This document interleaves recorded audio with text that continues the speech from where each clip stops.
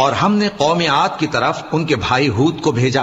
انہوں نے کہا اے میری قوم اللہ ہی کی عبادت کرو، اس کے سوا تمہارا کوئی معبود نہیں. تم شرک کر کے اللہ پر محض بہتان باندھتے ہو. میری قوم، میں اس واعظ و نصیحت کا تم سے کچھ صلہ نہیں مانگتا. میرا صلہ تو اس کے ذمے ہے جس نے مجھے پیدا کیا. بھلا تم سمجھتے کیوں نہیں؟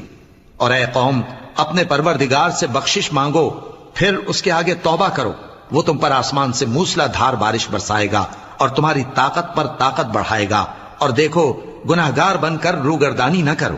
وہ بولے ہود، تم ہمارے پاس کوئی دلیل ظاہر نہیں لائے، اور ہم صرف تمہارے کہنے سے نہ اپنے معبودوں کو چھوڑنے والے ہیں اور نہ تم پر ایمان لانے والے ہیں. ہم تو یہ سمجھتے ہیں کہ ہمارے کسی معبود نے تمہیں تکلیف پہنچا کر دیوانہ کر دیا ہے.